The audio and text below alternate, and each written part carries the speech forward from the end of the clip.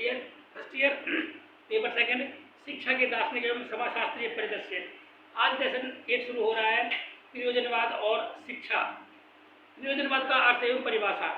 प्रयोजनवाद पाश्चात्य दर्शन की वह विचारधारा है जो मनुष्य के केवल व्यवहारिक पक्ष पर विचार करती है। अंग्रेजी में इसे प्रेगमेटिज्म कहते हैं, जो ग्रीक भाषा के प्रेगमा अथवा प्रेगमेटिकोस शब्द से बना है, जिनका अर्थ व्यवहारिकता और क्रिया से होता है।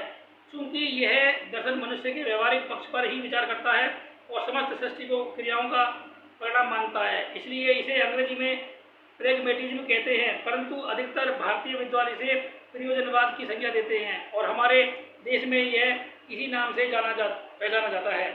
पाश्चात्य जगत में प्रयोजनवादी विचारों की झलक सर्वप्रथम यूनानी दार्शनिक हेराक्लिटस के विचारों में मिलती है। उसने इस संसार को परिवर्तनशील बनाया और कहा कि सभी वास्तविक चीजें परिवर्तनशील है, इसलिए शाश्वत सत्य कुछ भी नहीं हो सकता। प्लेटो के पूर्व विचारक सोफिस्टों की विचारधारा में भी प्रयोजनवाद के दर्शन होते हैं। ये मनुष्यों को सब वस्तुओं का मापदंड मानते थे और ये मानते थे कि पहले से किसी का अस्तित्व नहीं होता, सब क्रिया द्वारा निर्मित होता रहता है। ये यह भी मानते थे कि संसार में पूर्ण निश्चित सत्य कुछ भी नहीं है। मनुष्य नित्य नए अनुभव करता है और सत्यों की खोज करता है। परंतु तभी पश्चिमी जगत में प्लेटो का प्रादुर्भाव हुआ और वहीं के दार्शनिक चिंतन ने एक नया मोड़ लिया और 15वीं शताब्दी तक वहाँ जो भी दार्शनिक चिंतन हुआ सब प्लेटो के दार्शनिक चिंतन के आधार पर हुआ। इस युग में प्रयोजनवादी चिंतन का शुभारंभ 16वीं शताब्दी में बेकन ने किया। उसने विज्ञान को समाज का मार्गदर्शन बताया। 18वीं शताब्दी के दार्शनिक कॉम्टे को भी इसका पूर्व विचारक माना जा सकता है, क्योंकि उन्होंने विज्ञान की व्यावहारिक उपयोगिता स्वीकार की थी। परंतु एक स्वतंत्र दर्शन के रूप में इस विचारधारा का विकास 19वीं शताब्दी में अमेरिका में प्रारंभ हुआ।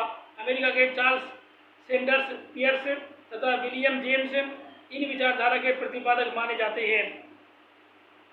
जेम्स ने मानव अनुभव के महत्व को स्पष्ट किया और मानव को समस्त वस्तुओं और क्रियाओं की सत्यता की कसौटी बताया। जेम्स के बाद अमेरिका के ही एक विचारक जॉन डीवी ने इस विचारधारा को आगे बढ़ाया। डीवी ने व्यक्ति की इच्छा शक्ति को सामाजिक परिप्रेक्ष्य में स्वीकार किया और उनके अनुसार मानव प्रगति का आधार सामाजिक वृद्धि ही होती है। डीवी के बाद अमेरिका में उनके शिष्य किलपैट्रिक ने इस विचारधारा को आगे बढ़ाया और इंग्लैंड में शिलर महोदय ने। इन सब में डीवी का योगदान सबसे अधिक है। प्रयोजनवाद की तत्वमीमांसा। प्रयोजनवादी इस ब्रह्मांड की रचना के संबंध में विचार करने के स्थान पर मनुष्य जीवन के वास्तविक पक्ष पर ही विचार करते थे। ये ब्रह्मांड के बारे में इतना ही कहते हैं कि यह अनेक वस्तुओं और क्रियाओं से बनता रहता है। ये वस्तुओं और क्रियाओं की व्याख्या के झमेले में नहीं पड़ते। इस इंद्रिय ग्रह संसार के अतिरिक्त ये किसी अन्य संसार के अस्तित्व को नहीं मानते। ये आत्मा परमात्मा के अस्तित्व को भी नहीं मानते। इनके अनुसार मन माइंड का दूसरा नाम आत्मा है और मन एक पदार्थजन्य क्रियाशील तत्व है। ये इस ब्रह्मांड के किसी अंतिम सत्य की खोज नहीं करते। ये तो प्रत्यक्ष को ही सत्य मानते हैं। जेम्स और शिलर संसार की उन्हीं वस्तुओं और क्रियाओं को सत्य मानते जो मानव के जीवन के लिए उपयोगी हैं और उसकी प्रकृति को समग्र रूप से संतुष्ट करती है। उनकी इस विचारधारा को मानवतावादी प्रयोजनवाद कहा जाता है। कुछ प्रयोजनवादी केवल उसे ही सत्य मानते हैं जो प्रयोग की कसौटी पर खरा उतरता है। उनकी इस विचारधारा को प्रयोगवादी प्रयोजनवाद कहा जाता है। डीवी इस विचारधारा के प्रवर्तक माने जाते हैं।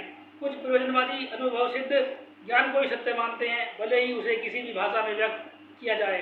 इसे नाम रूपी प्रयोजनवाद कहते हैं।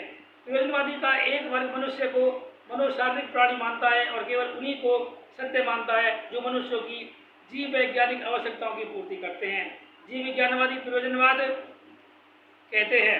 जीवनवादी प्रयोजनवादी दार्शनिक मानव की उस शक्ति को सबसे अधिक महत्वपूर्ण मानते हैं जिसके द्वारा वह अपने आप को अपने पर्यावरण के अनुकूल बनाता है और आवश्यकता पड़ने पर पर्यावरण को अपने अनुकूल बनाता है। डीवी मनुष्य को एक ऐसे जैविक प्राणी के रूप में देखते हैं जो स्वयं में एक ऐसा साधन निर्मित कारण अथवा उपकरण है जो अपने को अपने पर्यावरण के अनुकूल बनाने और पर्यावरण को अपने अनुकूल बनाने में सक्षम होता है। उनकी इस विचारधारा को साधनवाद, नैमित्तिकवाद अथवा उपकरणवाद कहते हैं। प्रयोजनवाद की ज्ञान एवं तर्कमीमांसा। प्रयोजनवादियों के अनुसार अनुभवों की पुनर्रचना की ही ज्ञान है। ये ज्ञान को साधन नहीं अपितु मनुष्य जीवन को सुगम बनाने का साधन मानते हैं। इनके अनुसार ज्ञान की प्राप्ति सामाजिक क्रियाओं में भाग लेने से स्वयं होती है। कर्मेंद्रियों और ज्ञानेंद्रियों को ये ज्ञान का आधार, मस्तिष्क तथा बुद्धि को ज्ञान का नियंत्रक और सामाजिक क्रियाओं को ज्ञान प्राप्त करने का माध्यम मानते हैं। प्रयोजनवाद की मूल्य एवं आधार मीमांसा।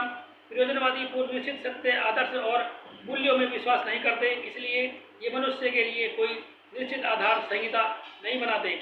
इनका स्पष्टीकरण है कि मनुष्य जीवन में निरंतर परिवर्तन होता रहता है, इसलिए उसके आचरण को निश्चित नहीं किया जा सकता। उसमें तो वह शक्ति होनी चाहिए कि वे बदले हुए पर्यावरण में समायोजन कर सके। ये बच्चों में केवल सामाजिक कुशलता का विकास करना चाहते हैं। सामाजिक कुशलता से प्रयोजनवादियों का तात्पर्य समाज में समायोजन करने, अपनी जीविका कमाने, मानव उपयोग की वस्तुओं एवं क्रियाओं की खोज करने और नई नई समस्याओं का समाधान करने की शक्ति से होता है। प्रयोजनवाद की परिभाषा।